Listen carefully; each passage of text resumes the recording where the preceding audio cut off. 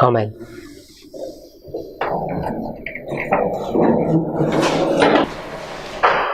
So what have we gathered from Loughborough's book, Great Second Advent Movement, page 270 to 274?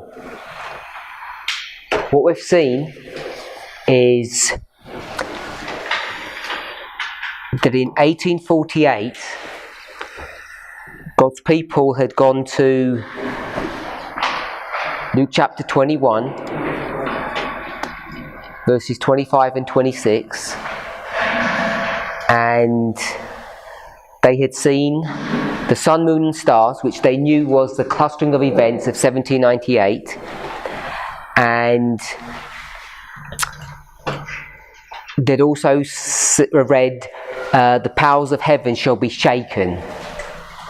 And what they had done was looked at those powers of heaven that had been shaken, and the people who had rejected October 22nd, 1844, the first day Adventists, who were not aligned with the third angel's message, they had seen this, or they had seen the revolutions in Europe as a fulfillment of this prophecy.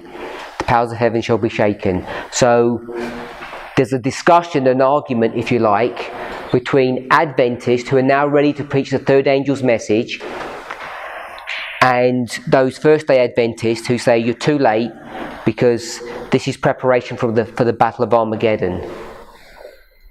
So we can see that. We've already understood that the distress of nations with perplexity, the sea and the waves roaring, looks to be a description of 1840. And the connection we made there was the distress of nations, and distress means coming together or being bound together for a common purpose. And what brings people together is Islam. We saw that in Genesis 16:12. All hands joined together to come against him. So we'd had an understanding that the distress of nations is 1840. Now,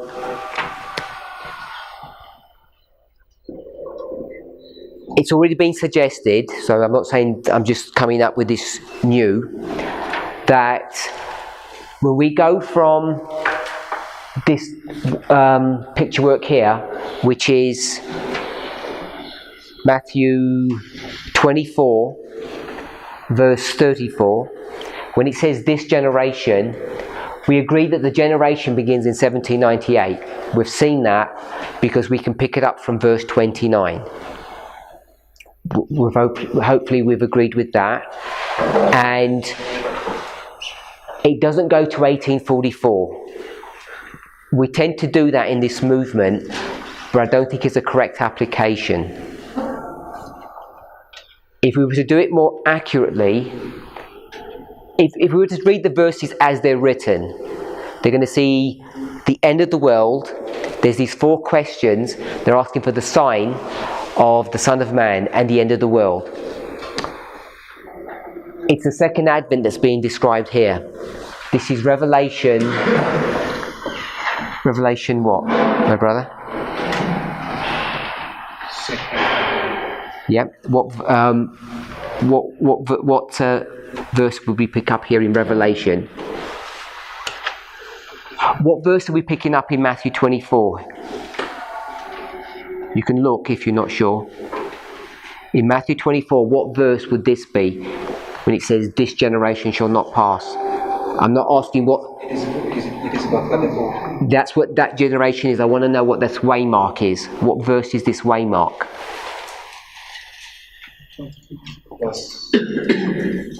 Verse 34. It's not verse 34. You can look in your Bible if you want. Let him do it.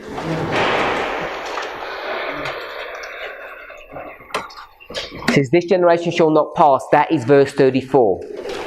I'm okay with that. But we've got a structure here. And you know that 1798, what verse is that one? Let him do it, please. Don't shout out.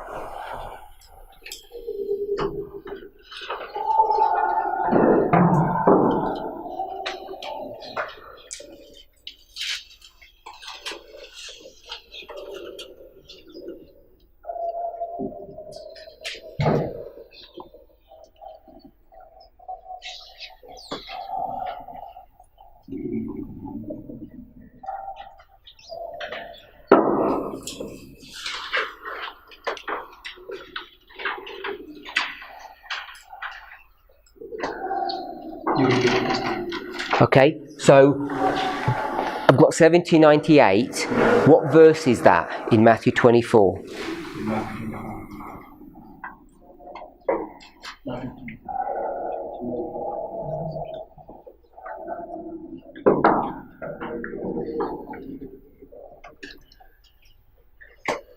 Okay, if you look at the board work, my brother, look at the board work. We've done the same picture work here. We've got 1, 2, 3 dispensations. It's this one that we're looking at here, which is the same as this history, and it's also the same here. So it's the sun, moon and stars, which is 1798. And what verse is that?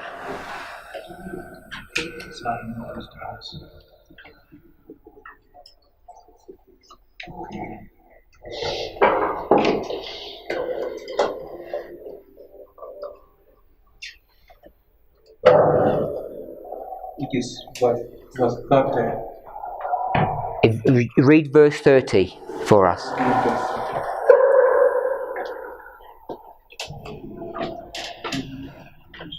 Okay, it is verse 29. Okay, so it's verse 29. See, we have it here. We have verse 29. So this is verse 29. Which verse is this one? This is 29. Which verse is this one?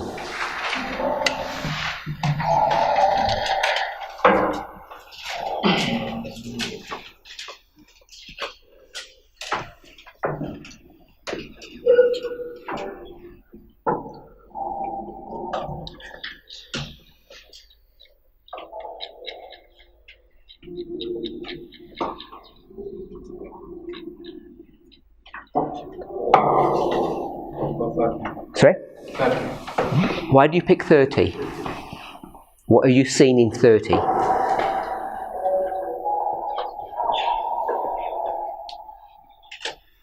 Because it is saying, and then it shall appear the sign of the Son of Man in heaven, and then shall come the bride of the fat man, and they shall see the Son of Man coming to life. Okay, so I don't want you to read the whole verse. Tell me what you see to make that verse 30. Which bit of the verse? It is verse 30, you're correct. Which part of the verse are you seeing?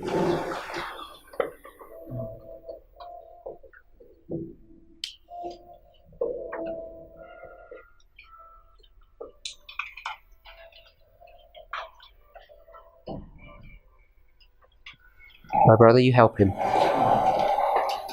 The last part of the verse. The last part of the verse, and what does that say? Son of Man coming in the clouds. So it's the Son of Man coming in the clouds.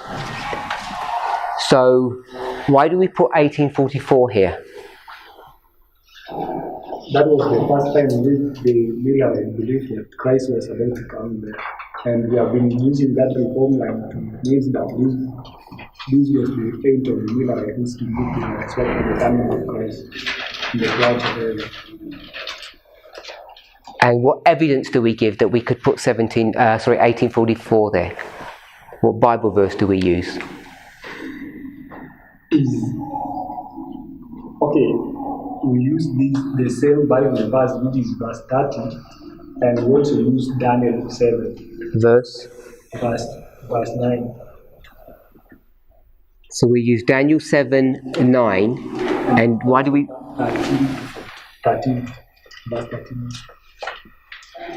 Which one we want to go for? Okay, because verse 9 and verse 10, also verse 13, they are also at the same time there. So, but I would verse 13 there. So which verse should we put here that's going to... That 13. 13. Why 13? Because it is that the Son of Man is coming to the clouds of heaven. So we see a cloud in verse 13. And this one is Revelation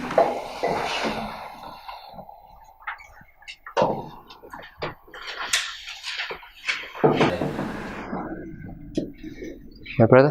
1:7. So have a look in chapter 1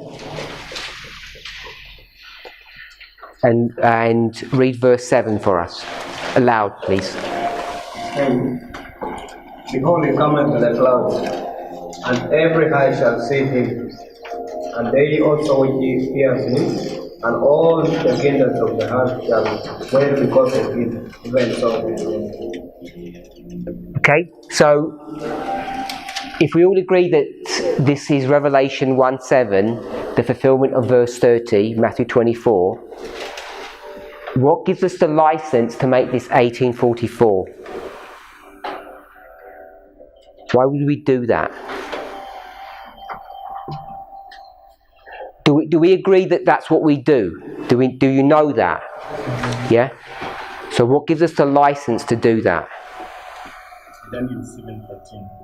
No, we've got Daniel 7:13. I know the verse. Yes, we make it 1844 when we do study Daniel 7:13.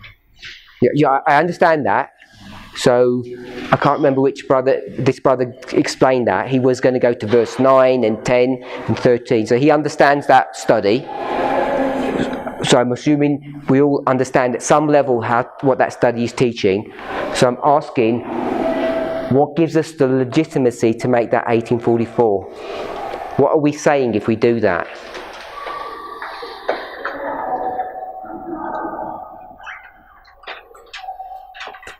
Anybody, unless you want to carry on. We make it 1844 because of the event that happened in 1844. So what event is happening in 1844? Christ moving into the most holy place. And how does that line up with the second advent?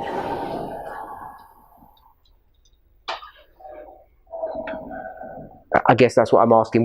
How does that line up with the second advent? Because during that time they were expecting Christ to come back. I know, I understand their mistake, but they didn't do this. We're doing this. No, Millerites didn't draw a picture like this. This is our picture work. So I'm asking, why are we doing it? Because they didn't do that. I haven't seen any studies of theirs that go to Matthew 24 and sort of do all of this stuff. We do it because we use Revelation 10. Revelation 10? Yeah. Where mighty angel comes down on say that's Christ. And most of the find that that's Christ. Speak louder. We use Revelation 10. I got that. Yeah. Christ coming to John around that time.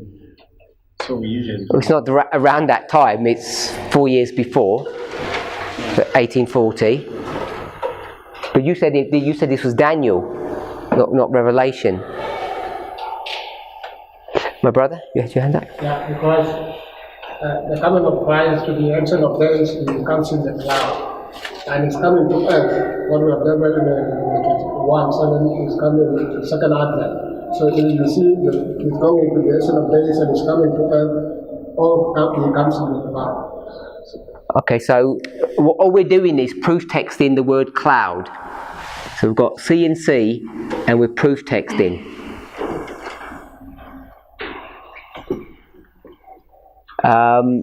Is that safe? Sorry? That is? What's coming is in the cloud. I know both of you've got clouds and clouds, but I'm saying, is it safe to do that? Yeah? Or isn't that like me saying 1833? I'm going to draw another reform line here. I'm just going to join it to that one. So that's Millerite history, and I want to make this 9/11. Would you be happy for me doing that? Okay, let me say something again. Because in 1844, Christ never came to earth. Okay, so the reason why we utilize the map, we see this what events happened in 1844 that the Millerites understood. So we need to know it's coming in the cloud in 1844 was not coming to earth. That's why we need to line them so that we see it's coming to The Ancient of Days is not Islamic to the earth. Okay, so I'm going to line 1833 because it's not 9/11. I think that's what you just told me. You said 1844 is not the second Advent, so we're going to line them up. Whichever you do. But we don't draw reform lines that way. We don't draw a reform line and say 1844 and the second Advent, and we say we're going to do that to show that they don't line up. The whole point is that we show that they do line up.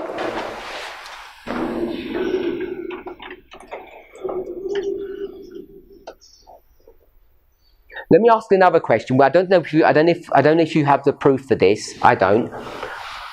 When Jesus leaves the holy place, the most holy place, this is for Brother William. When Jesus leaves the most holy place and comes out of the sanctuary, does he do that on a cloud? Literally.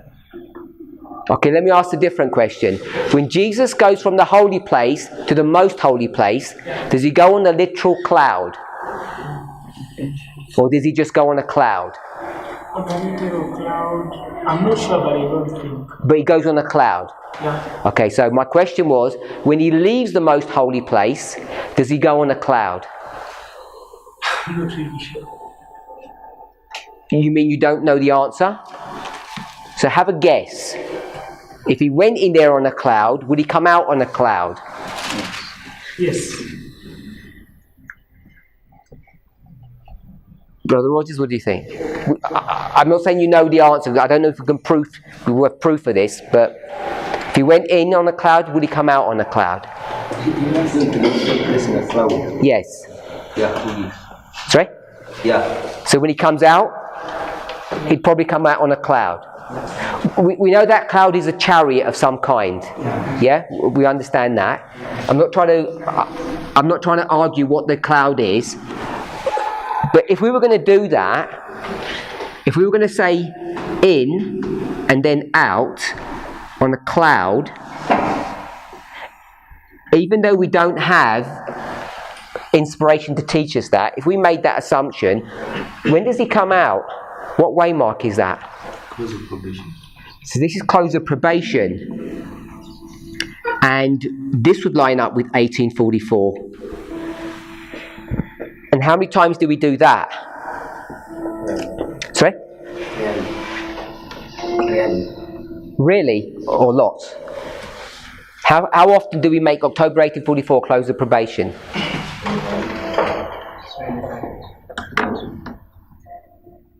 Usually it up to Sunday. Okay, so sometimes you do it at Sunday law, but equally we'll do it at...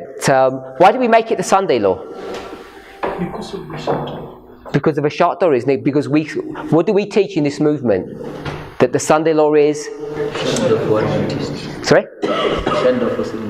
Okay, so we're not going to use the word close of probation, we just use shut door. Yeah, but I think we use close of probation. I mean, we might be hesitant to use that nowadays, Yeah. but 5 years ago, 10 years ago, we used to wax eloquent. This is close of probation. No more time left. Everything shuts down there. So that's why we often put October 44 at the Sunday law. At least that's what I understand is that we do. I'm not saying it's right. I'm not saying it's wrong. I'm just saying that's what we do. So if 1844 is the close of probation, and we all agree with that, remember this cloud isn't in inspiration. Yeah? So if you're taking notes, let me do it in blue so you know that this is not inspiration. This is just Brother William's best guess. He guessed that one. So I don't get the blame. So we're up here, what are we doing? We're saying 1844, which is close of probation. Was 1844 a close of probation? Yes. Where do you Sorry? as if Where are you asking for the minarets? Yeah, in 1844. Explain the language that this would be a close of probation. Because if we know if we use the formula in Swiss, we have understood this, and we say the second coming for the minaret was in 1863. Therefore, the close of probation must be prior to 1863. And you'd make it 1844? Yeah, and we can argue it from Matthew 24 to see that it is 22nd of 1844. From Matthew 24? 25. Oh, sorry, I thought you said Matthew 24. Okay, so shut door. Who else spoke? Festus spoke? I thought it was Cephas' voice, but I can't see him. Okay, someone else? You can also use the Church of Philadelphia. The Church of Philadelphia. So, what do you know about the Church of Philadelphia? Why has Brother Rogers mentioned Philadelphia? Can't hear you, sorry. It existed from 1833 to 1844, according to my own understanding. Okay, I need a bit more information than just it existed then. Because then now I'm going to ask you, how do you know when it existed? Don't go to Haskell or anyone else. Tell me why it exists, why you think it... How are you going to locate it? It comes after Sardis. So where's Sardis? Where are you going to locate Sardis? Sardis we located after the persecution, 26th persecution. So 1798. Yeah. So where do you want to locate Philadelphia? Philadelphia. Now, the reason as to why I say it existed from 1834 is Philadelphia is the only church we know was sinless. Because they were inspiring that there will be a second coming of Christ at 1844. So it was a pure church than any other. Okay, my brother, what Bible verse are you going to go for Philadelphia? It is Revelation chapter 3 and verse number. Verse 9? Is that what you said? It means 7 and 8. Which verse do you want to begin at? Do you know? I believe it, but I'm suspecting it's from around 7. But it is in Revelation chapter 3. Okay. My brother? Philadelphia. Why did Brother Rogers say Philadelphia? Because there is where you find Christ addressing that He opens a door that no one, He shuts a door that no one can open, and opens another door. So it is giving us the significance of opening the door of the most holy place, and He shut the door of the holy place. Okay, what verse does it begin in? Revelation 7, 7. It starts in verse 7. To which verse is the shut door? It is 8. Verse 8. Read verse 8 for us loud.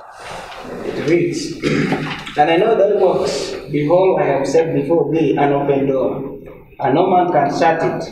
For thou hast a little strength, and hast kept my word, and hast not denied my name. Okay, my brother, tell us what that verse means.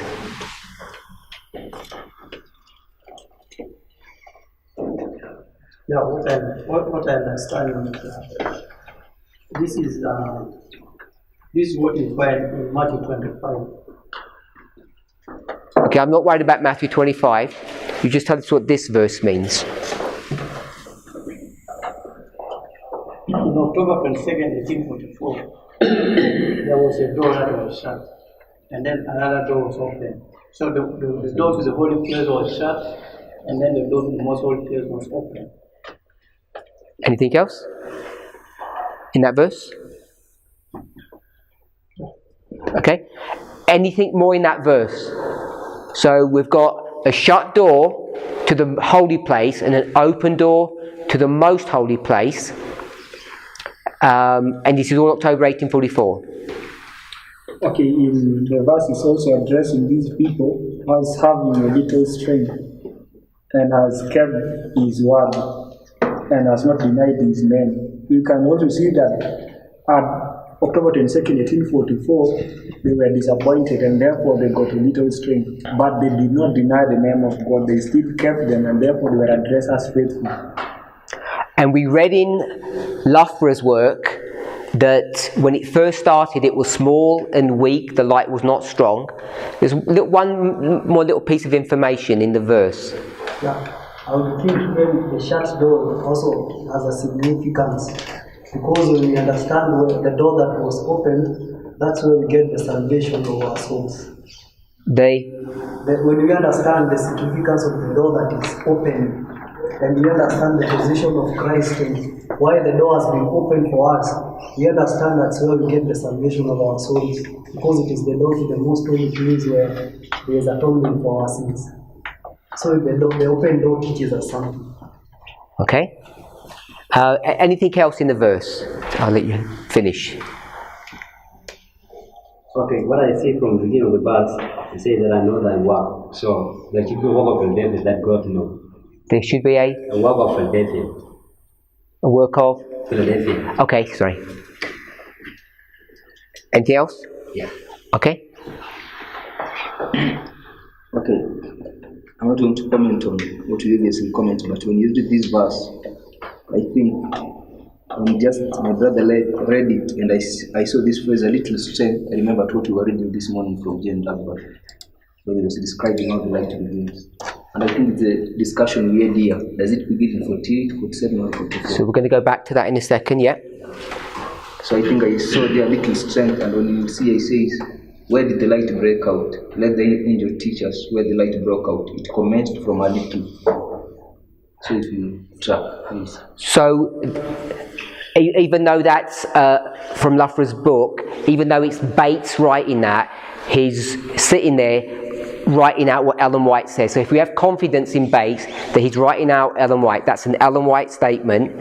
She says little strength, and we just read little strength. And I think someone made that comment, so we can mark it there. Also, we can read verse 12. I just want to read this verse first, because there's one more piece I want to get from this verse. If you read verse 8, it says, I know thy work, behold, I have set before thee an open door, and no man can shut it.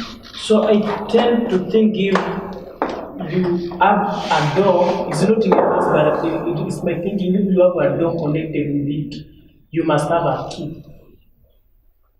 So maybe showing us that connected with the Philadelphian church, they were given the key to study the Word of God. And the key, you're going to make Miller's rules? Yeah.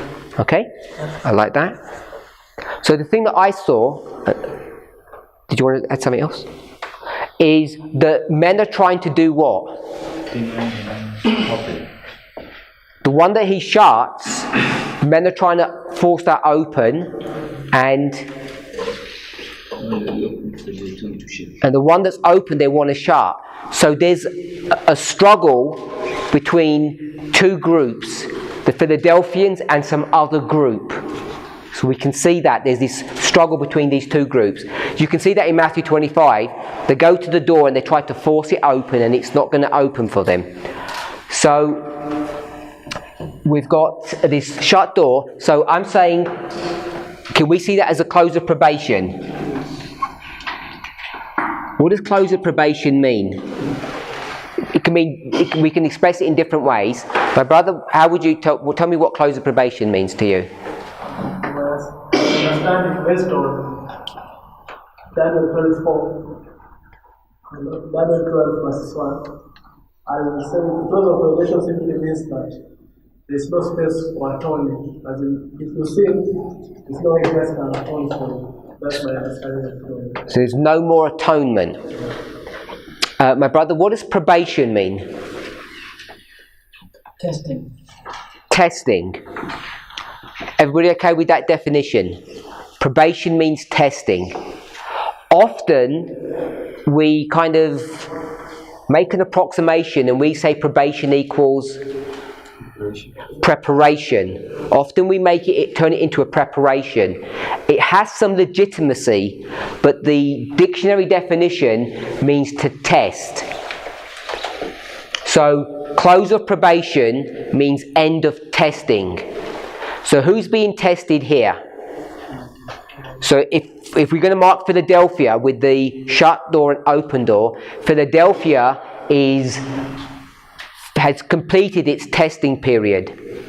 And we know Philadelphia is just one dispensation for God's church. It goes all the way through Sardis, Philadelphia, Laodicea. It's just one church all the way through. So God's church at some point must have experienced a completion or end of testing, because there's this shut door. It's an end of one experience. So we can mark it as a close of probation in that way. Are we okay with that reasoning? Everybody okay with that reasoning? So if we've got close of probation here, October 1844, how do we line this up with the second advent? Which is what we're doing here. The way we're doing it is through cloud and cloud. Yeah? As far as I understand, the speakers that I've seen do this use this cloud to align these two waymarks together. But we know that 1844, was it ever going to be the second advent? Could it have ever been the second advent? It could never have been the second advent. It's not like, the Millerites were unfaithful in 40 or 42, or they made a mistake in April, therefore it's no longer the second advent. It was never ever going to be the second advent. So we can't line these two up in the way that we do here. So I want to say that when we do that, we've been doing that wrong, and we shouldn't persist in it if we're okay with that. That doesn't mean that we can stretch far into the future, like into our dispensation, which is number 3. Doesn't mean you have to go to number 3, like whatever year that's going to be. I don't know, 2025, 26, whatever number it's going to be in the future. We don't have to do that, because Ellen White says long before 1888, Christ wanted to come back. And he could have come back if the Millerites had been faithful. And what is their unfaithfulness, Sister Emma? What is the Millerites? I call it Millerites when we're shifting now into Adventists, because he's going to use the term Adventist. We're post 1844. What did they do that prevents Christ from returning? To go into a Laodicean condition, which is wilderness. Okay, so they're going to Laodicea. They're going to this Laodicean condition, and it prevents Christ from returning. So time drags on, and now there's us. And even though it wasn't God's will, God's got enough information in His Word to still allow us to be in His Word, not outside of His Word, if I can express it that way. And so perhaps one of our strongest arguments is we use this concept of 4 generations. So we use 4 generations. Brother Wilson, the 4 generations, can you mark the dates for us? No, from Millerites to us, yeah. The first one is from 1844 to 1888. Oh, so you're going to do it that way. 44 to 88. 88 to 1818.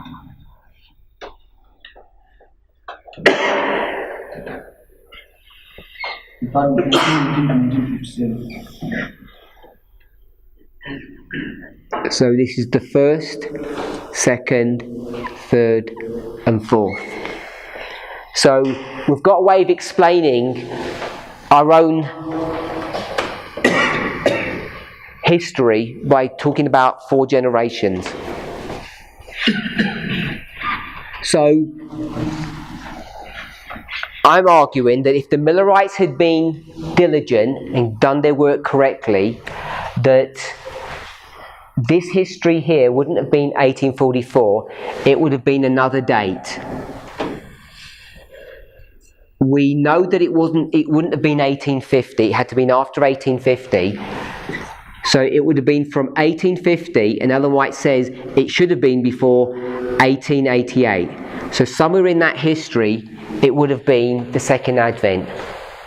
And I'm suggesting that it was 1863. And I guess the primary logic that I'm going to use to suggest that, two pieces of logic, but it's really one. It centres around higher medicine. So I'm saying higher medicine, I'm not saying he's the one that would have discovered it, but he's the driving force. Higher medicine, where's the first time we see higher medicine? After 1844. First time is 24. The first time is 1844. 23rd of October. So he's walking in the cornfield. I don't know if anybody has any thoughts of why he's in the corn.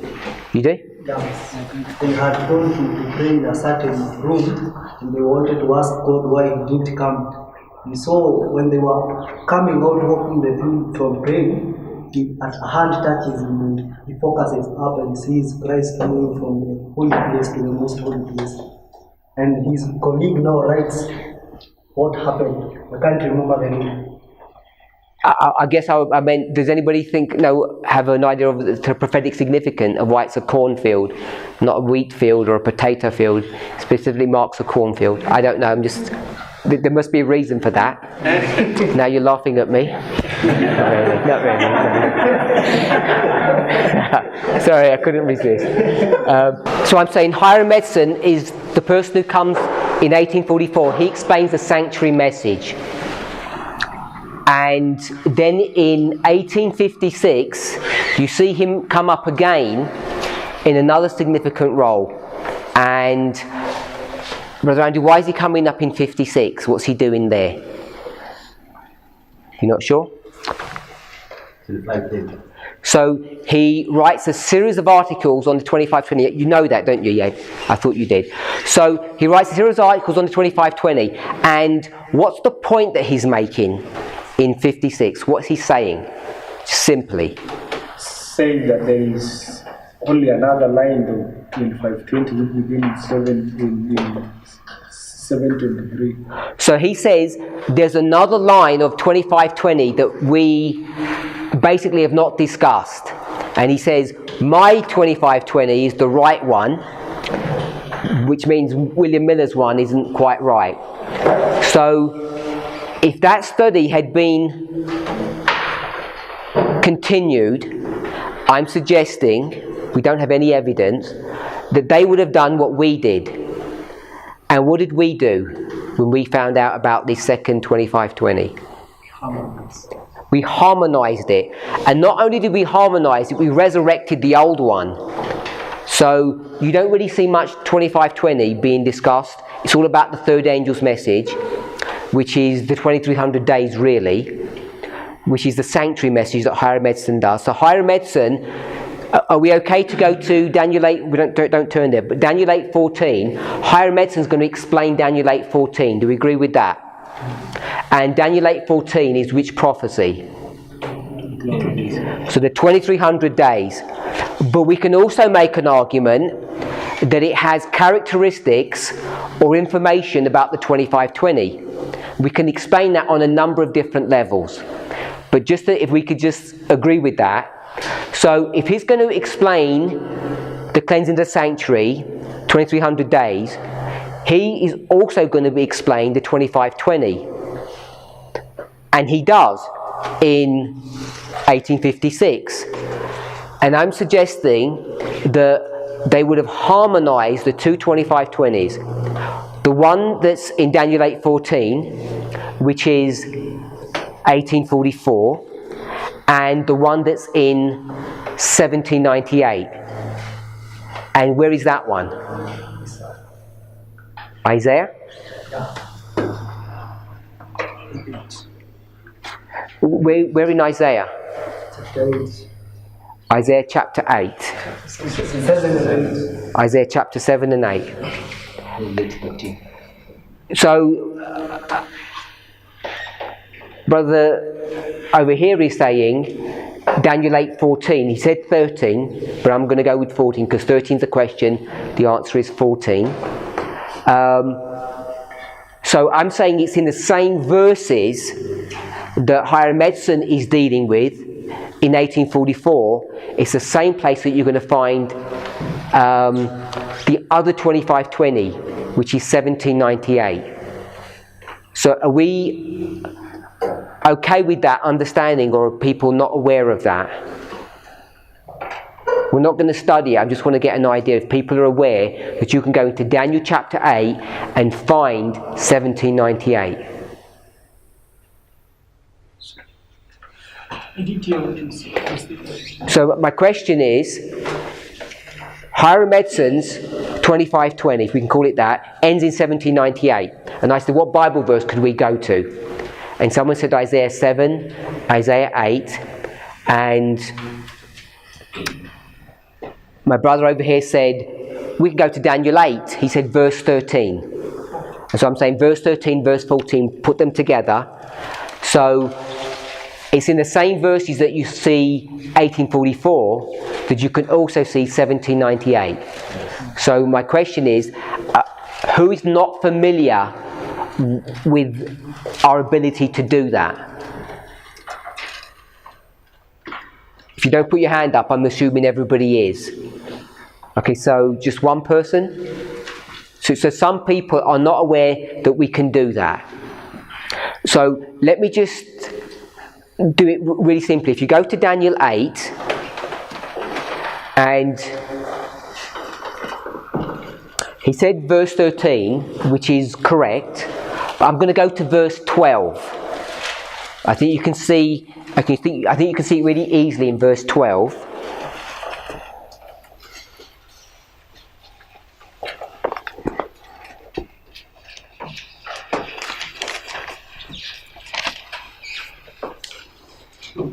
So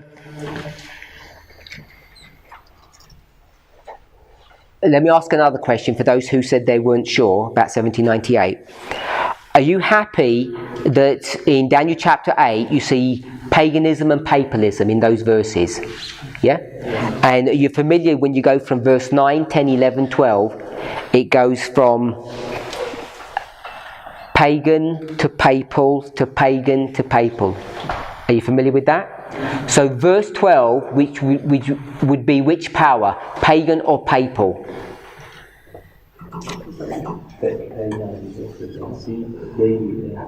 Don't read the words, because I asked the question, are we familiar that it goes pagan, papal, and you said yes.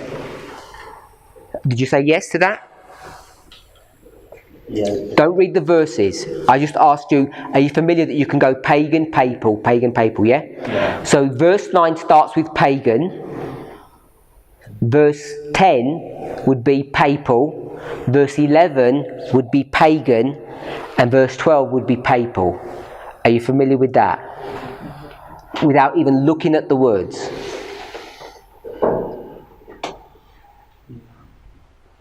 You don't inspire me with confidence when you said that.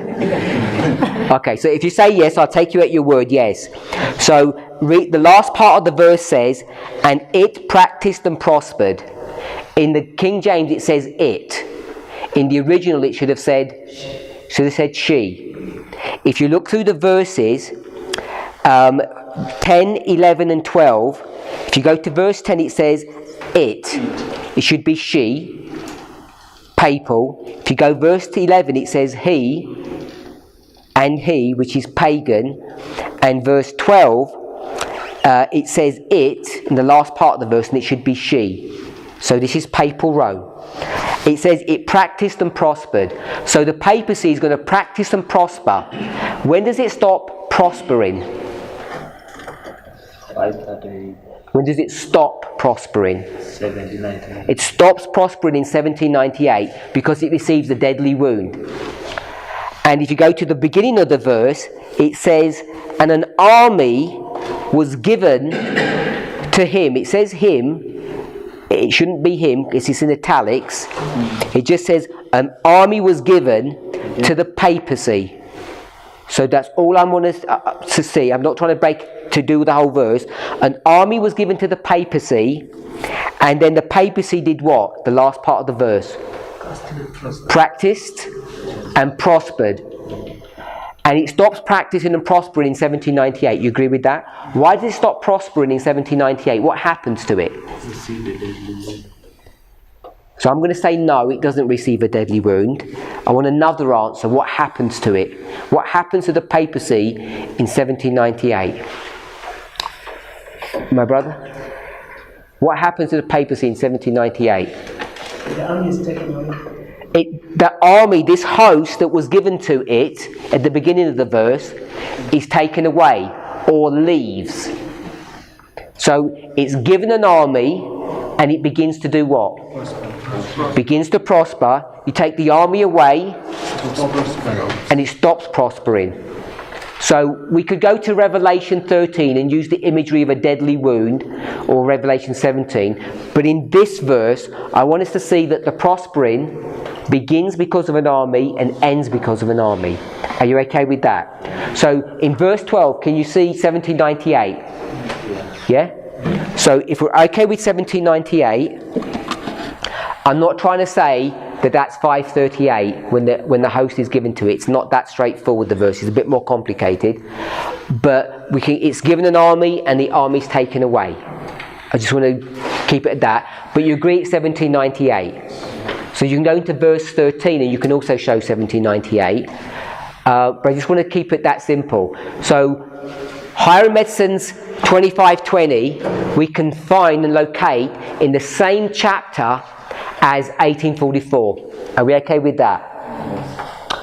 So he's going to find the sanctuary message, 1844, and what's connected to the sanctuary message? Sorry? The host or the 2520. So it's the 2300 days that he's going to sort for us, and he's going to sort the 2520. Hiram Edson is a really important person. He doesn't get the credit that he's due, I don't think. So why do we need the two 2520s? What are they going to teach us primarily in the context of this study? Okay, I think when you harmonize and bring together the two 2520s, you want to create this prophetic chiasm. So it's going to create a chiasm. I'm going to suggest this. Think about this if it's true.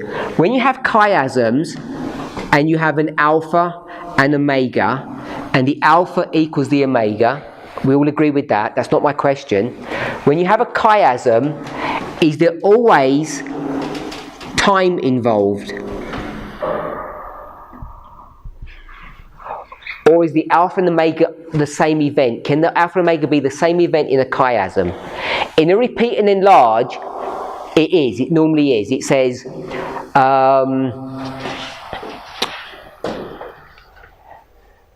thy law have I hid in my heart.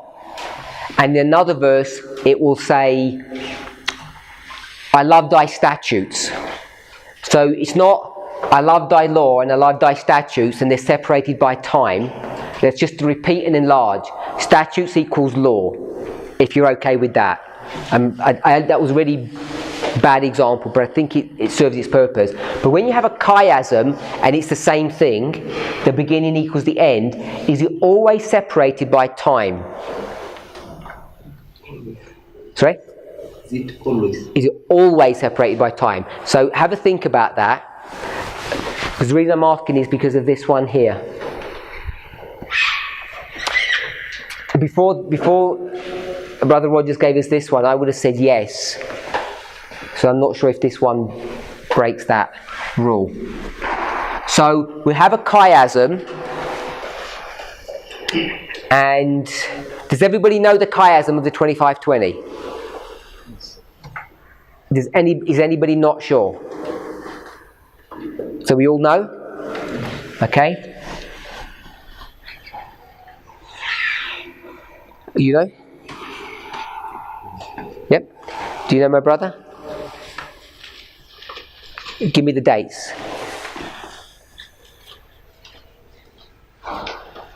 In fact, in from 723.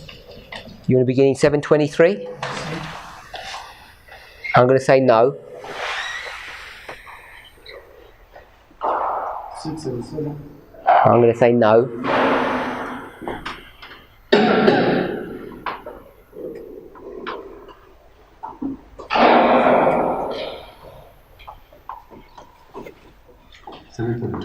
So I'm going to begin in 742. So 742. 723. Sorry, 723? Yeah. So 723, 677. 677, Then you go to 1798. 1798, 1844. 1844, Then you go to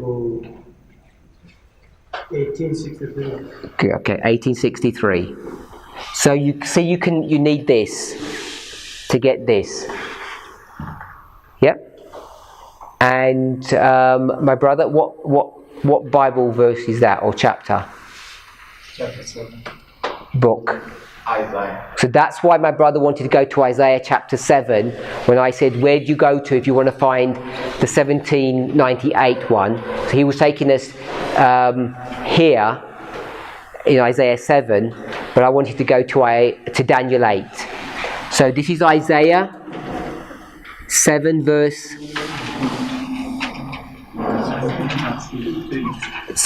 8, and we're going to get this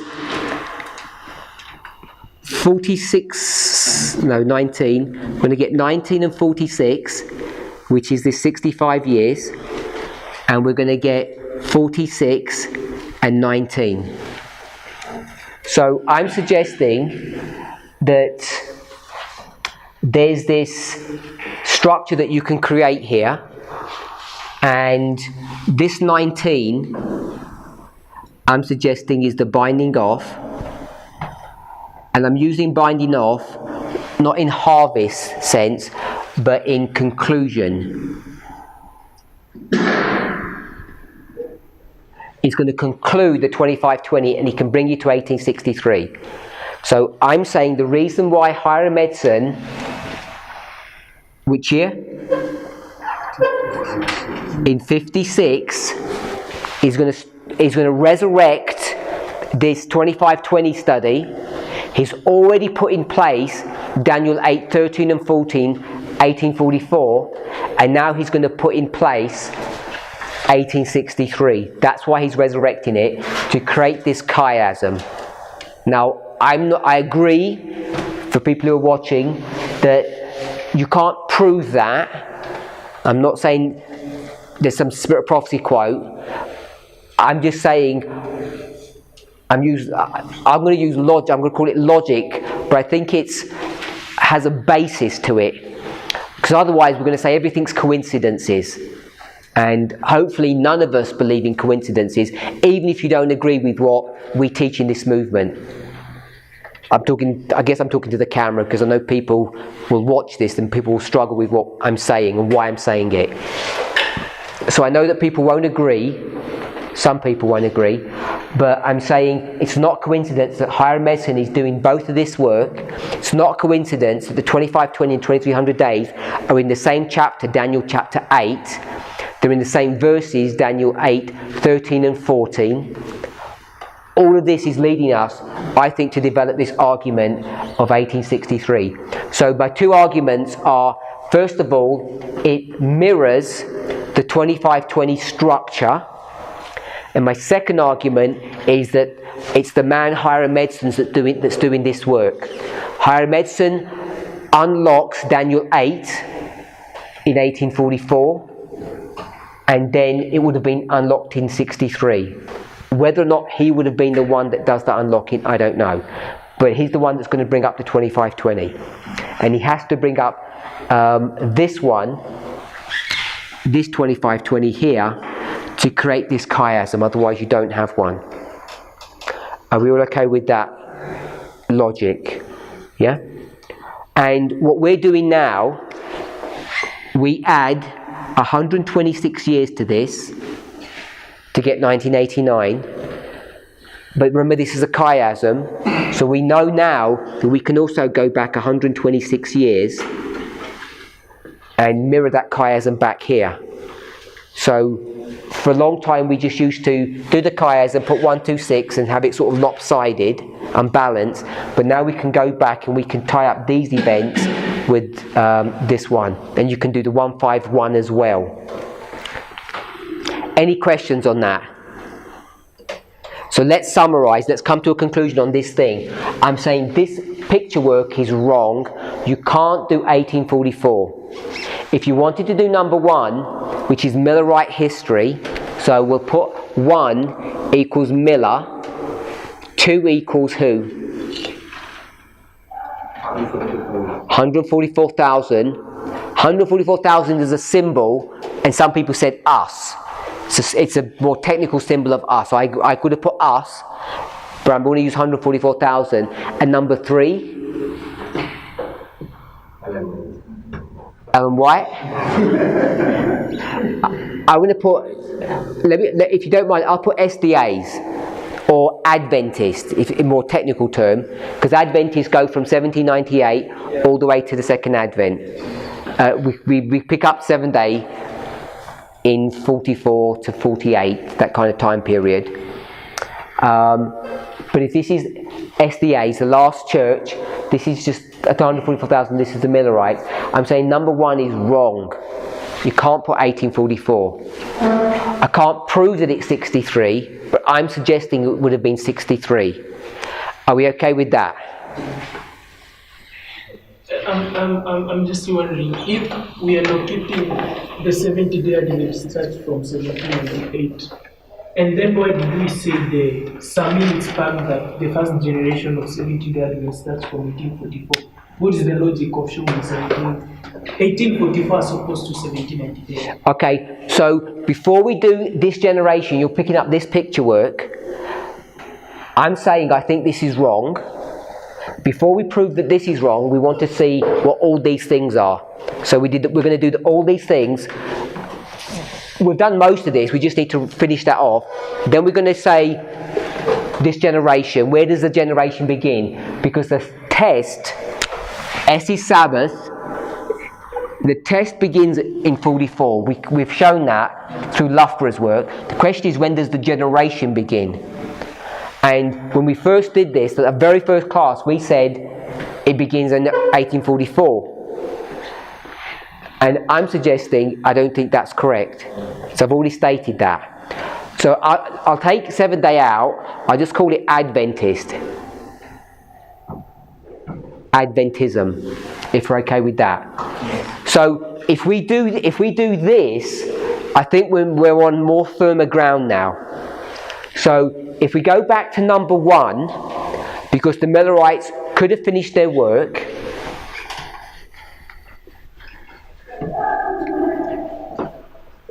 So we'll.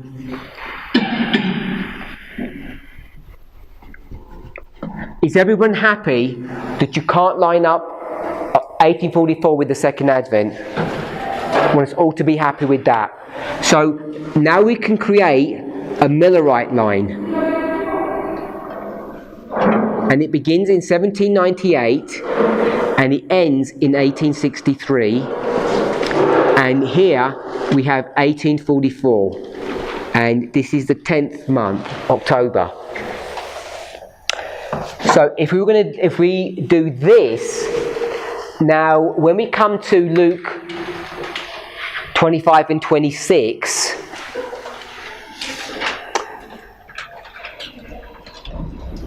what can we say? We've got 1833, and we've already demonstrated that this earth is after this earth, because this is men's hearts failing them, and this is the distress of nations. If we're okay with that. We know that this was the cause and this was the effect. We know that this is in the history of the plagues, or Jacob's time of trouble, when the powers of heaven are going to be shaken. And we could prove this. How? How did we prove this? Was it through the spirit of prophecy? That the powers of the heavens is in the history of the plagues. How do we show that? We showed that through scripture. Hopefully in your notes, you can go back to your notes. Ellen White confirmed it, but we did that through scripture. So we showed that, and then we saw that the men's hearts failing them, this fear. The verses tell us that they're connected, and then we went to, I think, was it Revelation 6:13? 6:14, and we saw that they were scared, and they said, "Fall upon us, the rocks." So we made that connection there. And so this distress of nations is before this one here. They're two separate events. They're not the same event.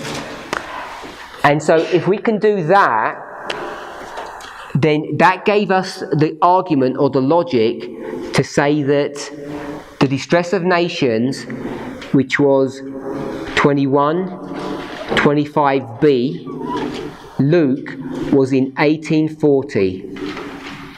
I'll put 1838 to 1840.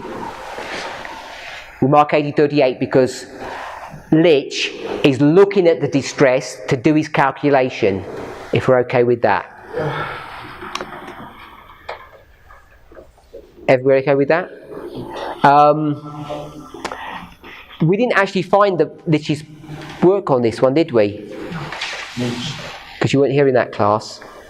So if you can try and find it, where he says 21:25 distress of nations is what's going on, because I couldn't find it. So Brother Rogers, just walk us through this logic, because this is what you did for us a couple of days ago. You remember how you showed us that the distress of nations, the application of 1840, would work because we have to contain everything in this history. So, I said if you come to, that is Luke 21. So if we turn to Luke 21,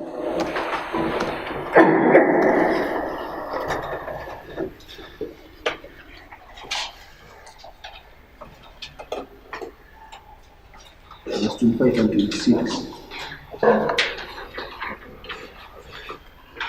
So when you look at verse 25, it says, "And there shall be signs in the sun, and in the moon, and in the stars."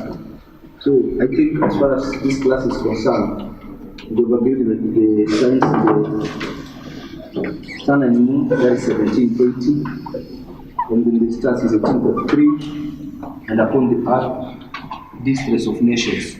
So we know this comes after 1798. So when you look at the first part, you have the sun, the moon, and the stars, which are the powers of heaven, and we have the earth. When we come to the second part, we say men's heart failing them for fear and for looking after those things which are coming on the earth, for the powers of heaven shall be shaken. So we have agreed in this class that the earth in verse 26 is different from the earth in verse 25. are we okay with that? That's what this structure is saying. These two earths are different. And we have also agreed that there is something happening on the earth in verse 26, and that is an effect of the cause of the shaking of the powers of heaven. So we've got the cause is the heaven, the effect is the earth. Then when you come to verse 27, it says, "And they shall see the Son of Man." So according to the suggestion we are making, we are saying that is 1863. Question or logic. So this is 21:27. So and we have also agreed is that what we have agreed so far is that this earth in verse 26 and the heavens, that happens in the time period of the plagues. So this is the plagues. I've got 7 plagues here. And we know the plagues come in the close of probation. So I'm going to come out of this one and come into this one. We've already marked October 10th, 1844 as a shut door for which church? For Philadelphia. So this is the shut door for Philadelphia, which means it's the end of testing, it's the close of probation. Therefore, that means that our grappling to place correctly the distress of nations in verse 25 will come in between 44 and 33. So we've got 33 to 44.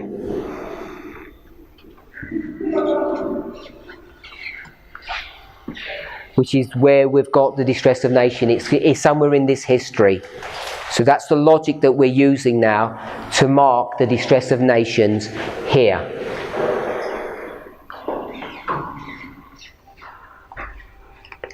If we're okay with that.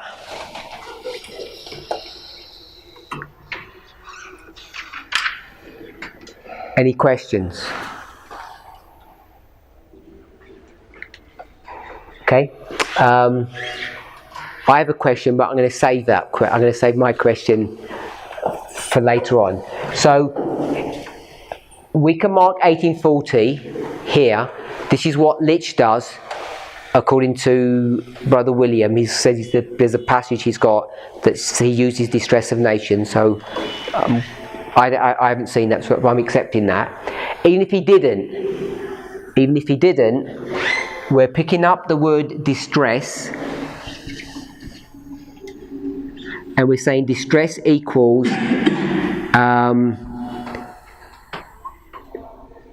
to bind together or come together. And this is Genesis 16:12. Everyone comes together. And how big is everyone? How many people is everyone? 4 people. We've got it here. 4 is a symbol of worldwide, which means everyone. And there were 4 powers. There were 4 European powers.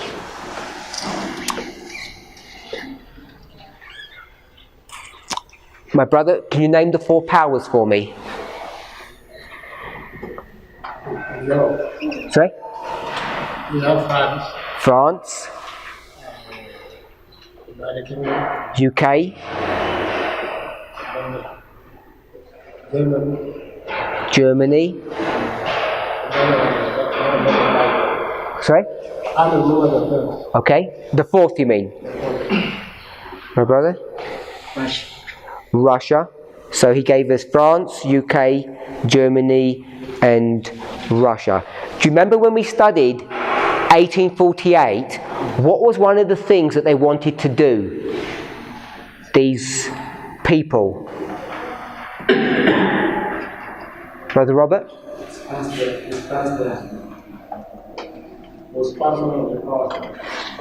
I'm asking a different question. What was one of the things that the people wanted to do? These people, they said, down with the Pope, down with the King. And it says something about what did they want to create? I don't know if you remembered. I did. Independent states. And remember, if you go back into the Great Controversy, when he speaks about Germany, he talks about the German Empire. And so the German Empire covers more than one country. It's not just Germany. It covers other countries. So those kings can cover more than just one country. So if you get rid of the kings, each country can be its own state. So it's not UK, France, Germany, and Russia. One of them isn't right. Does anybody know? Prussia. So it's not Germany, it's Prussia. So it's UK or Great Britain, France, Prussia, and Russia. Sorry? France was not the exhaustive. Oh, it's Austria, sorry, not France. It's two of them are wrong then. So let's list them out.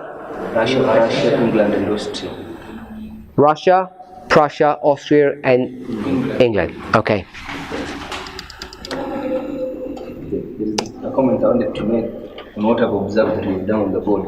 When we were speaking about the distress of nations, we showed that we brought this analogy of holding together. And oftentimes in this movement, if we find a word like hold, most of us would run to say Islam is held. But we showed that on the contrary, it's not, that hold does not apply to Islam. It is the countries to restrain Islam that are holding together. There are another point that I've seen when we've spoken about the harvest. Where do you write that? I might have rubbed it off by now. Okay, you're saying if everything was okay from 1844 to 1863 to have marked the harvest. But I've realized from the model that we have developed in the recent past about harvest, that will be subtly different. Because when we come to the history of the 144,000, for example, their harvest is close of probation, second advent. And in that history, we don't have anyone being saved. But this line will be like it's in harvest time, and it's when they're doing the work of evangelism. Yes.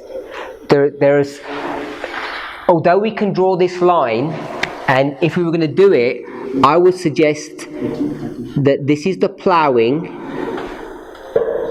former rain,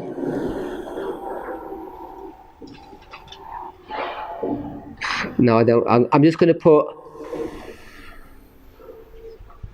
former rain, latter rain, because it's not 1840, that's the demarcation between them. I don't want us to see that. And then harvest. So ploughing, former rain, latter rain, harvest. We've got these 4 dispensations.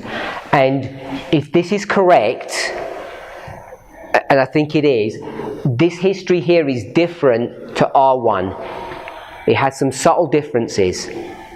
And one of the differences is that it's in this history here that you have the 1850 chart, and the 1850 chart, I would argue, is the loud cry. It's the evangelism cry to go to the world. So this line looks different to R1. It doesn't have all the same characteristics. It has the same structure, but it's not identical. So either it's wrong or it's correct and it looks different. So I want to observe that.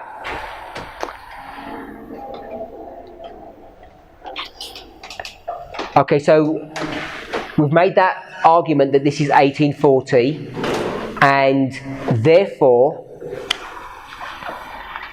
I'm just going to take the shut door in Philadelphia out. We're now in 1848.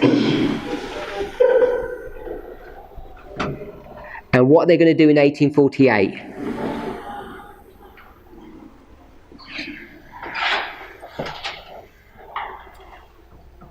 What did we read is happening in 1848? So you've got political, moral, and Adventist things all going on. What are the Adventists doing? Sorry? So they're now preparing, and they're preparing to do what? Take the third angel. The third angel's message. Sorry? So they're prepared to give the third angel's message, and we're going to mark that happens when? We're going to mark it happens in 1850. They already begin the publishing work before 50. They've already started it, but the culmination of that work is the 1850 chart, which is this loud cry.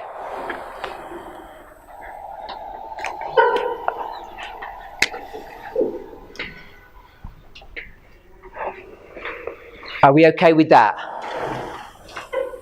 So, I want us to see one thing. Assuming this is correct, that this is the harvest, assuming that's correct,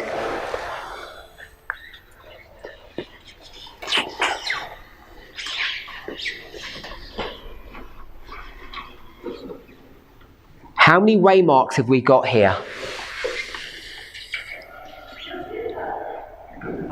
two-way marks.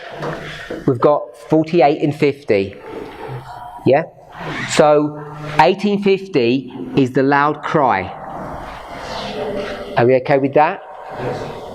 And this is showing that before the loud cry, there's another waymark that comes up.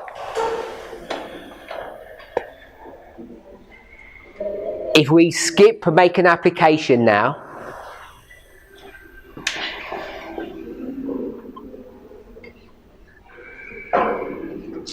and we were to make this raphia and panium, what should we expect between these two dates? Two-way marks.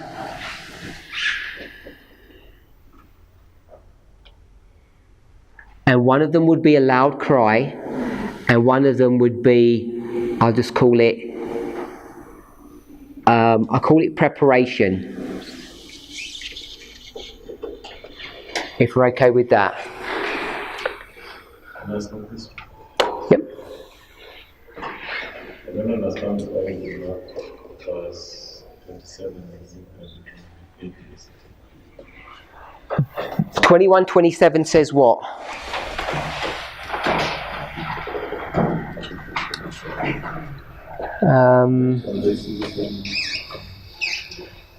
And then shall they see the Son of Man coming in the cloud with power and great glory. And when these things begin to come to pass, look up and lift up your heads, for your redemption draweth nigh. So 28 is out of that. 28 is a repeat and enlarge. 21:27 is the same as 24:30 and 13:26. So it would be 30, 26, and then 27. So 27 says, then you'll see the Son of Man coming in the clouds of heaven. So we'd mark the cloud here, which is the second advent, and I'm suggesting that 1863 would be the second advent. It was when Christ was to return, and the logic that I'm using for that is the chiasm of the 2520. I don't know if you were in the class when we did that. Yeah. Does that answer your question? Or not? So how is the first chiasm? How is? The chiasm, how is the chiasm pointing to the second time? Okay. How is the chiasm pointing to the second advent? My brother? Okay, in the beginning of it, when the prophecy was given, between 527 to 742.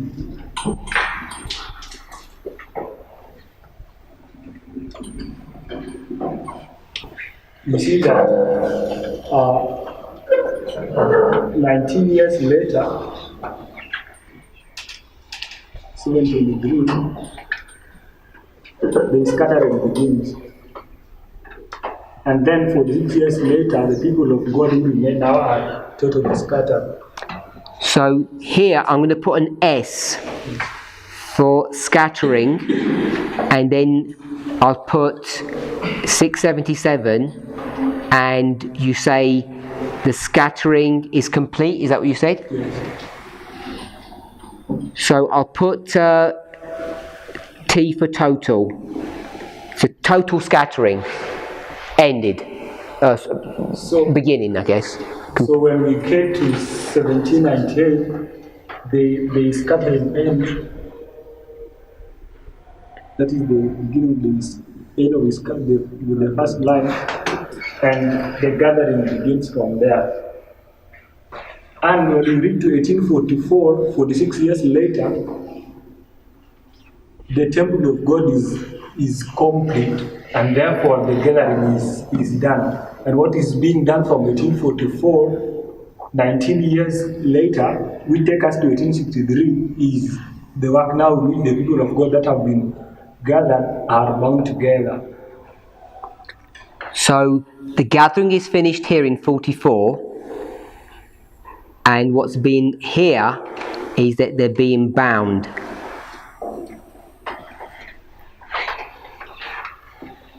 And so the 2520 is the prophecy that takes you all the way through the great controversy, the scattering and into the gathering, and it finishes in 63. So we have that argument. We know that Hiram Edson is the one that does that work. He's the one that understands the sanctuary message, 23rd of October. He's the one that discovers the second 2520 to create the chiasm. We know that Christ was meant to return before 1888, so he has to have returned between 44 and 88, somewhere in between that. And so it's not just a random guess to make it 1863. 1863, we're using the 2520 to unlock time for us, which is, I think, the purpose of what it was. So that's why it's 1863. And then we were just in Luke, that's why it's verse 27. Is that good, or? Yep. So who was asking? There was a question. Or was there not a question? I thought there was. There was no question. You were explaining. Okay. Brother Robert? Why are you saying preparation? Can't hear? Why are you saying preparation? Because this is a preparation here. They understand the message, it's matured, and the maturity of this message is then going to be given in its complete fullness in 1850 when the chart's produced. They already start sharing the message between 48 and 50. They're already going to start producing a booklet. There's only a few people, and one of their people's arguments are that there's only 3 of you that can do this work. They mark that there's 3 of them, 3 teachers, and they don't have any money and they're scattered. And what's people's argument that's happening now that they're saying? It's too late because? We are in preparation for Armageddon. Because they're saying now we're in Armageddon, and the teachers are saying it's not Armageddon yet. It's still time to preach the third angel's message. For whom? For God's people, so that they can be sealed. If we're okay with that logic. So that's why I put preparation here. So I've just taken that concept and brought it up to there. I'm not trying to define what that is. I just put preparation from 48 because it says now they're prepared to give the third angel's message, and they're getting ramped up to do that. By the time you get to 50, now it's when that's when it begins to happen. So when you say God's people, do you mean the Protestants? Do I mean? Protestants or those who are in the Those 3 teachers, James White, Ellen White, and Bates. I didn't name them, their enemies named those 3. It's a small little band of Sabbath keepers. No, I'm saying, when you say that it is time for them to give the sealing message to God's people, who are God's people in that way? Is it the Protestants or the elite? In this history, we didn't study who that was, but one thing is it's the world. And I think they go back and talk to other people who, not their fellow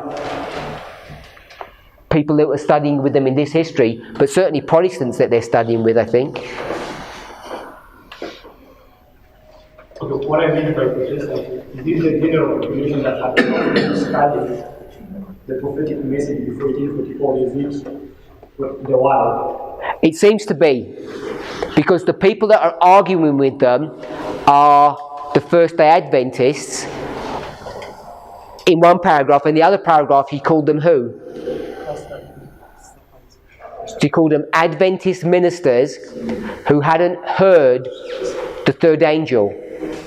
And if we're willing to go with Sister Emma's definition of heard, it means Adventist ministers who refuse to listen to the third angel, which were the people that were in this history. So they're not even going to listen to this message, so they're going to go to a different class of people, not the rejectors, they're going to go to a new class. That's what that history seemed to say to me. Okay. So, Alwan, there's something, when we say, for example, when it comes to the Sunday law, we want to give a message to the world. I would love us to define what that world is. I don't think when you come to the Sunday law, suddenly you preach to an atheist and it changes. So I think our definition of who the world is should be proper in our minds. So, when you go to Revelation 18 verse 4, who are you speaking to? My people. And I think before you probably came to this message, hopefully not now, maybe you might think that an atheist or a Muslim or a Hindu, in their ignorance, could be classified as God's people. Maybe that's what you used to think in that history. I would argue that it's not. I think the only people that are going to be targeted in that history, in the Sunday law history, are Christians.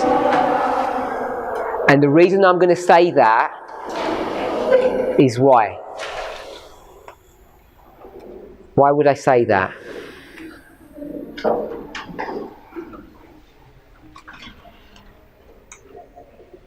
What's happened to these people that you're speaking to already?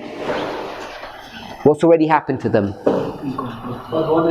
Which Christians are you meaning at the end? I'm talking about Daniel 11 verse 41. The real Sunday law.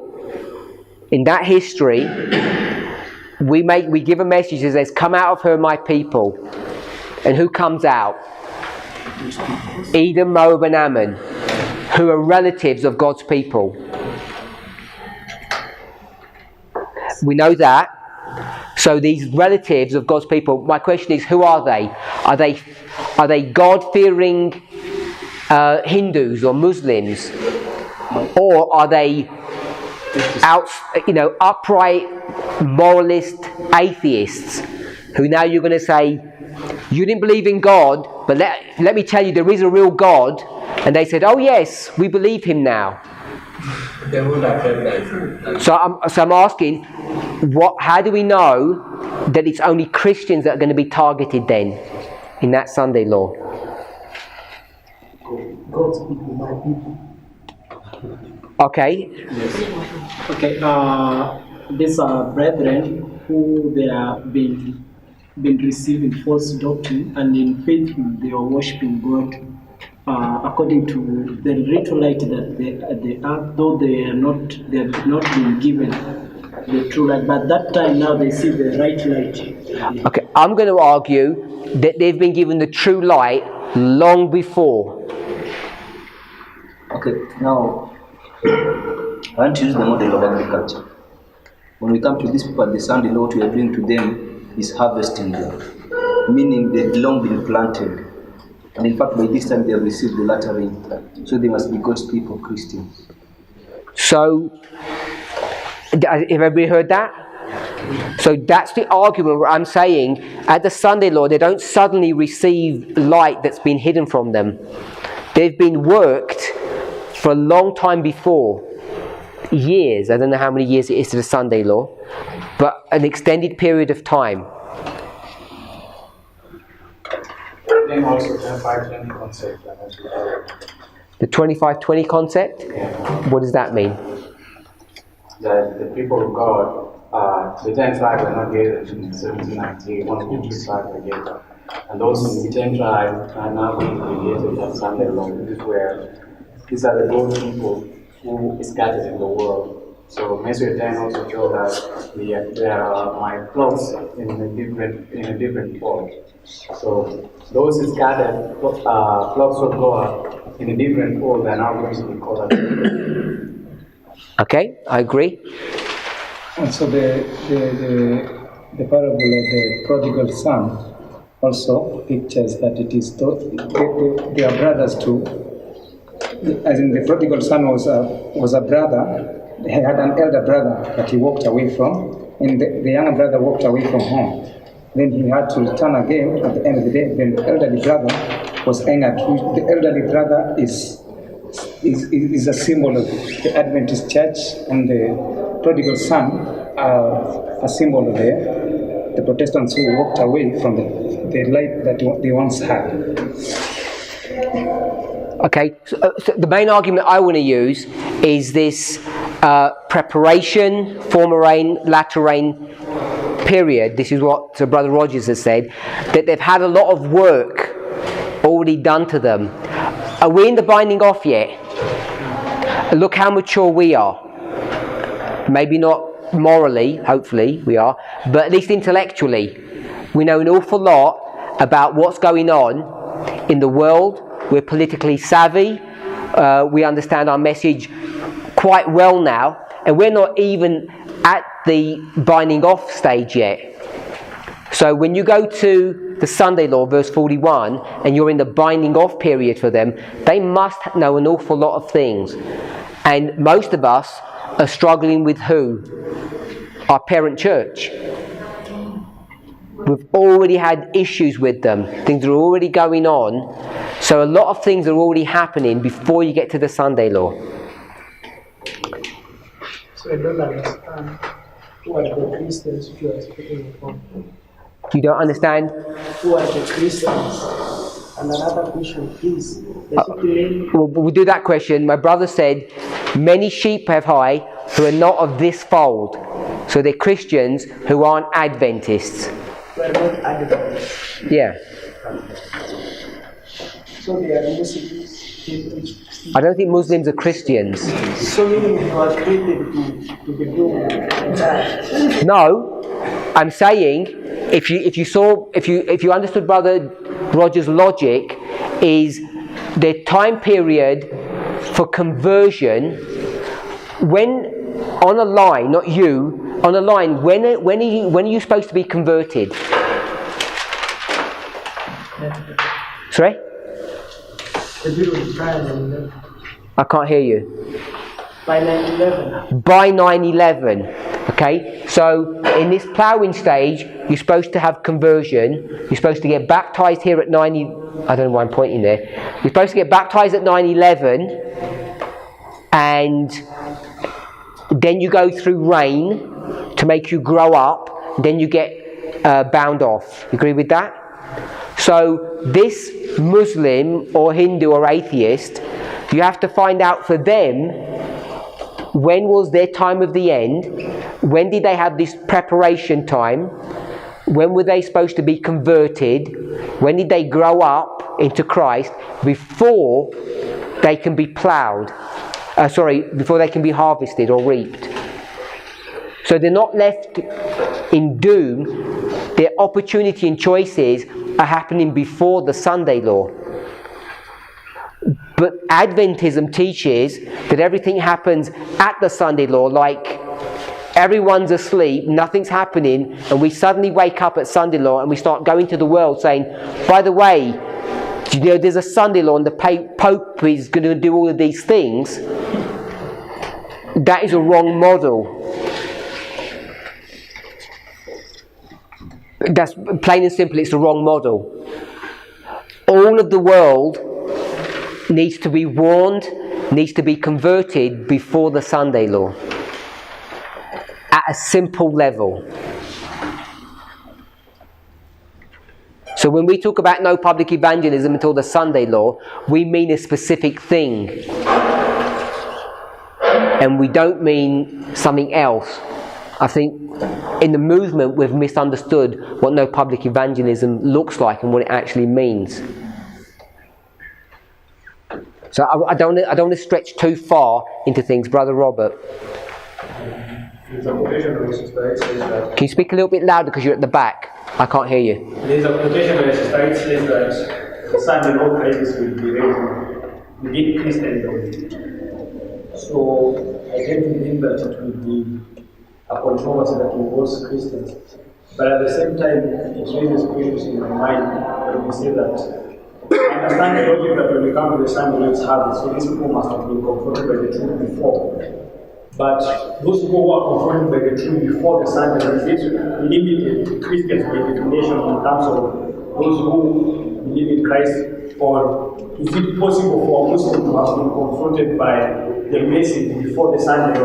For example, when you go to the book of Isaiah, chapter 21, and we see the burden of Arabia, the burden of Duma, they are calling on the watchmen and asking what of the night. What does that mean? So when we say, I understand the logic that by the Sunday law, it's now harvest, these people have already been confronted by the truth. But is it limited to Christians only? Is it only Christians that can be confronted by the truth by the Sunday law? Okay. Oh, sorry, my brother, sorry. Yes, I have a question. My question will come from 5D463. Well, Sister White said that what would the church has failed to do in a time of peace and prosperity, she will have to do in a terrible crisis and the most discouraging obedience comes. Where are we failing? Because we've been. Where did we fail? Yeah, as a church now. 2012. So we failed in 2012. It was you asked me a question from 5T. Now we have to do a work in discouraging circumstances. So we have fulfilled this. I think so. Someone else they disagree, but I think. Okay. What dispensation is that? Do you think? Because can't be the binding of, because in Jacob's time of trouble we're not doing any work for anyone, and she's talking about at that large scale. So it's when we're doing a work. Where do you place that statement? Yeah, I can place this statement after midnight. I don't know what midnight is. I don't know what midnight is. Give me another waymark, not midnight.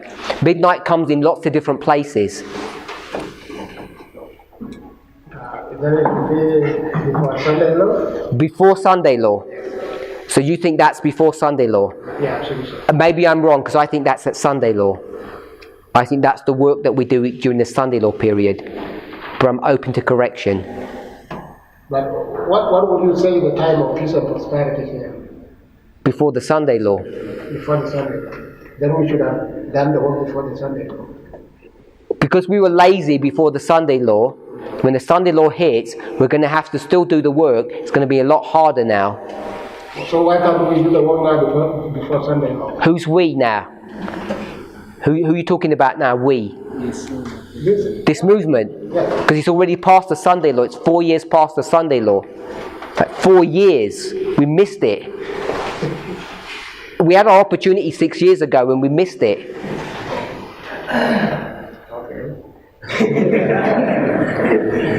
Try going to the church. Try going to your churches now and see if you can do an easy work. You can't. The churches are blocked off to this movement because we messed up. Now we have to do a work. It's a lot harder because we didn't do what we were supposed to do. I think. So I think we're fulfilling that passage. Brother Rogers. Okay. I want to... That was a distraction. That's not part of our class. I want to react something that Lord has asked. When you go to the book of Daniel 11 verse 41, you see three classes are going to be saved. Edom, Moab, and the chief of the children of Ammon. So, when I come to my mind and ask myself, why did God give 3 powers, not 4, not 5, not 6? That must have a meaning to it. And when you see, we come to the end of the world in the age of Daniel for 4,000, you are going to be confronted by 3 evil powers. The dragon, the beast, and the false prophet. So I believe these 3 classes represent people who are going to be saved out of these 3 spiritual realms.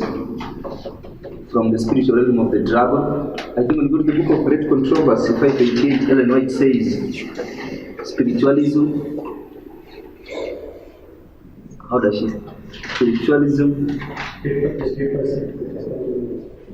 No, she says she uses something of the sort like spiritual manifestation of those 3 powers. So then what I believe is that when we classify these 3 powers, we come to the dragon and go to Daniel 11 and identify who among those 3 classes belong to the spiritual realm of the dragon. So then my argument is that they're given an opportunity before the Sunday law to respond. And before the Sunday law, they must have come into line and by definition be called Christians. Has anybody, or have you got an idea where you want to put Edom, Moab and Ammon in here? I think we discussed, but I think... Has anybody got an opinion? Yeah, I agree with this point. I think... Just tell me where to put Edom, Moab and Ammon if you have an opinion. Edom, so is Ammon. And not Moab. Sorry? Moab. Oh, Moab. And this is Ammon. Yeah. Okay, so maybe we can talk afterwards about why that is. Yeah, the difference of opinion to him. Oh, okay, so you don't agree with that? I do Ammon and Moab the other way around.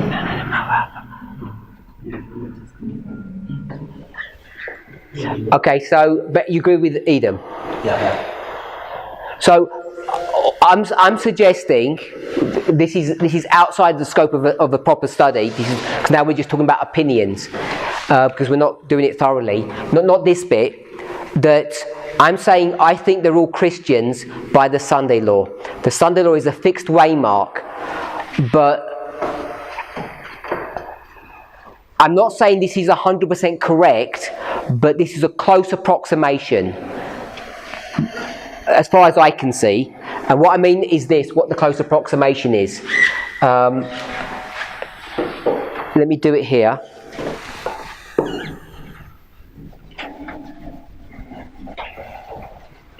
I want to say this, that Sunday law, to close of probation,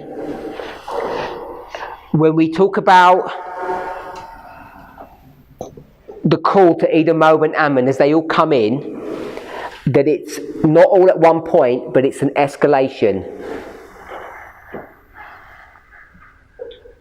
So I'm going to use the word progressive.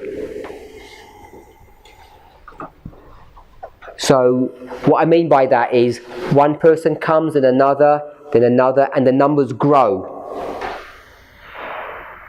So I'm not saying that's 100% correct, but I think it's a close approximation of what's going to happen. And I base that upon, Ellen White says, one country after another. She seems to indicate some sequence of countries that implement the Sunday law. So progressive, and I'm going to say one after another. So whilst I say at the Sunday law, a fixed point, everyone has to be a Christian, if this was, I don't know how long, say 2 years, 12 months, if you're here, you may not have become a Christian here. You may have 12 months of seeing what's going on in the world and have an opportunity to be receiving rain to mature you, and here is where you'd be harvested. So it'd be post-Sunday law.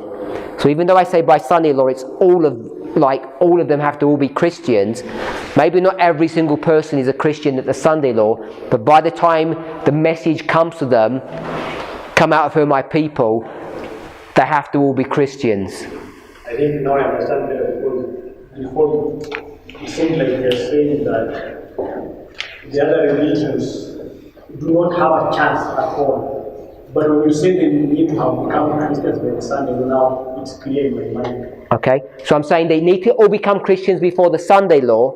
Simplistically, the next sophistication is that some could become Christians 12 months afterwards, wherever. Obviously that time is just a guess, because they're not going to join until. So this person here, this would be what for them? This history. What would this history be? This would be the binding off of the harvest. Therefore, this would be the latter rain. So the latter rain can extend past harvest, just at that simple model. Just want to show one more thing. Even though we do that, if you come to our line, where's the Sunday law in our line? And when's our loud cry? So you've got 4 years. So we're saying we're not even crying to anybody until 4 years after the Sunday law came in. So even though we pick the Sunday law and we do this progressiveness, the cry really is here. So we can mark the cry as a singular event and also a progression. So there's various ways of looking at that. So that's why I'm suggesting, I think Brother Rogers suggested, that it's the Christians. I don't know how we got into that discussion. So I guess it's probably time to finish because we're way over time, but I just want to make this point here, that if this is the binding off, we know 2 waymarks here, 48 and 50. We can project this into our line because this also is the binding off. This would be Raphia to Panium, and they would have 2 waymarks. So all I want to see is that we've got 2 waymarks. One of them is the loud cry, and there's one that precedes it. And I'm sure we all know, I'm going to do another line on top of this one, but I'll put it underneath here. So if this was 2014, and this was Raphia here,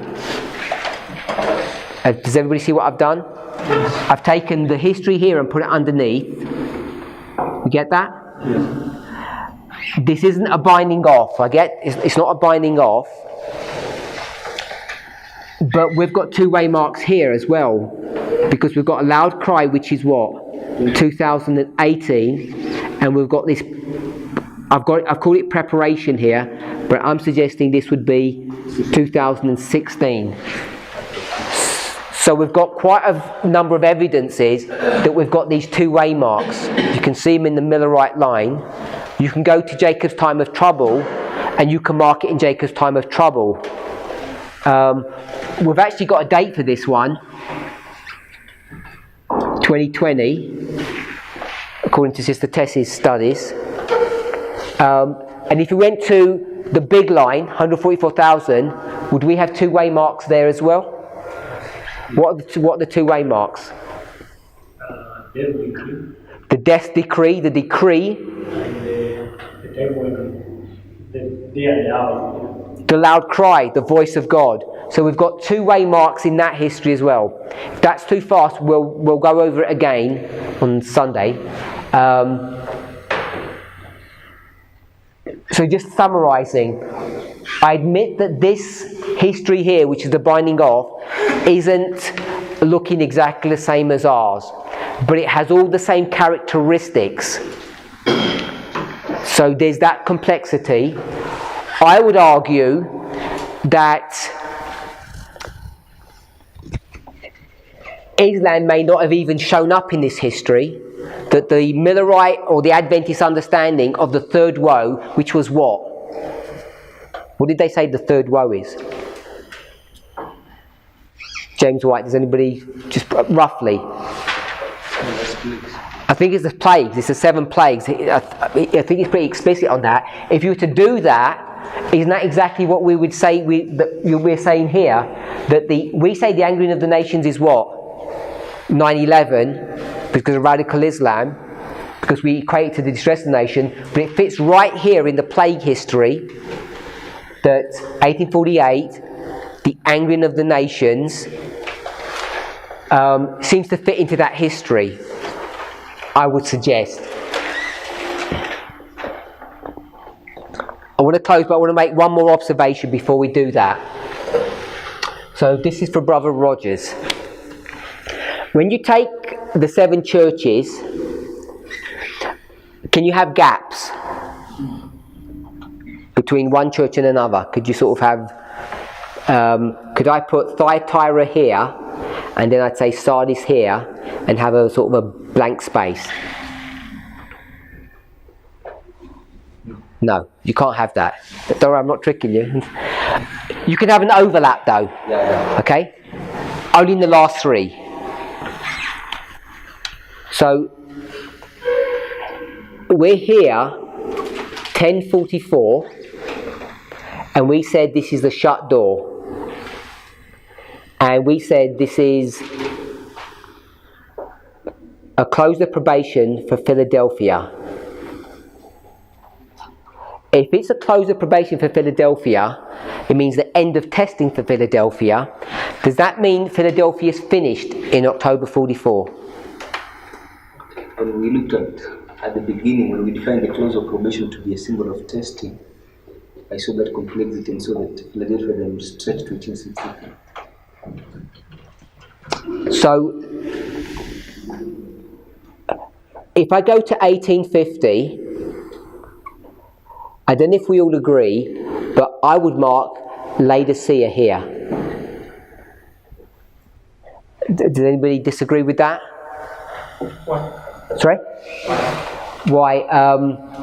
There's a quotation where she marks the Laodicean condition. By the time you get to 57, I think 57 is the earliest one I've seen, where she says, we're already Laodicean. Okay, I'm not going to explain why, because I don't want to. That wasn't my point. I'm just saying it's. I'm just saying it's 50. Okay, so it's certainly before 60. Would you agree with that? Where would you place it? Probably 44. In 44.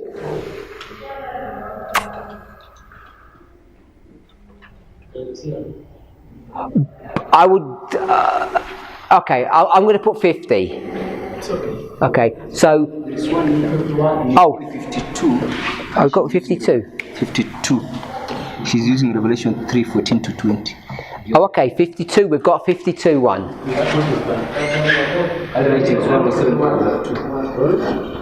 Early writings 107. And you're saying that's 1852. Oh, that's good. Okay, so I'm going to suggest it's 50. I don't think it's back in 44. So if Laodicea begins here, where's Philadelphia going to end? It can't end here, even though it's the end of the testing. So would you put it to 50, or you take it further past? So if we consider the point which we are considering, if they were faithful, that is, I believe Philadelphia will have transitioned to Laodicea. It will have continued to be that Philadelphia until received the Son of Man in the clouds in 63. But on this point, I will agree that it goes to 50. Okay, so we can mark this here up to 50, even though probation has closed. It doesn't mean it's the end of the church. We still have had to have Laodicea. Still have to have a number 7 somewhere. But maybe the characteristics would have been different. It wouldn't have been negative. No, it would have been negative. Maybe it would be identifying a different group. Okay, so just sort of make that point so that we're all aware. Just because it's a close of probation, it doesn't mean it's the end of the church. And maybe we need to explain why 1850 is when they become Laodicean.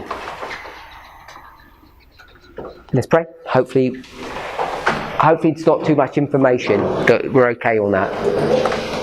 The main thing I wanted us to see before we pray is that we can't do this. And if you can't put 44 here, you have to put 63. I'm saying 63. You could put another date if you don't agree with 63, but it's after 44. That this is when you'd have to put that cloud. And we're using that argument to show that the distress of nations here would have been 1840. Because I'm using this logic here, that this is the binding of 7 plagues, which is the 7 plagues here. And we could define this from Scripture, not with the Spirit of Prophecy. Spirit of Prophecy just confirmed it, but we did this through the Scriptures. Tag these together, put them into the 7 plagues history. This is the 7 plagues history, therefore this is going to be before it, and the only time that we've got before that, in agreement with Josiah Litch, is 1840. Does that make sense? Yeah? Okay. We'll go over it again on Sunday to review. Heavenly Father, we give you praise and thanks. Lord, those things which we as a movement have understood, help us, Lord, to be able to confirm and understand and defend. Those things which we have misunderstood and have not taught in a correct way. Help us to become aware of those things, to see them, Lord, and to straighten those misconceptions out. We know, Lord, that you are leading a people out, and we thank you that we have an opportunity of remaining part of your movement. There have been many shakings, and you have graciously called us into this movement. Many of my brothers and sisters here may be new to this movement, but whether we're new or whether we're old, you are more than willing to teach us, and we thank you. Please bless us through these sacred Sabbath hours, we pray in Jesus' name. Amen.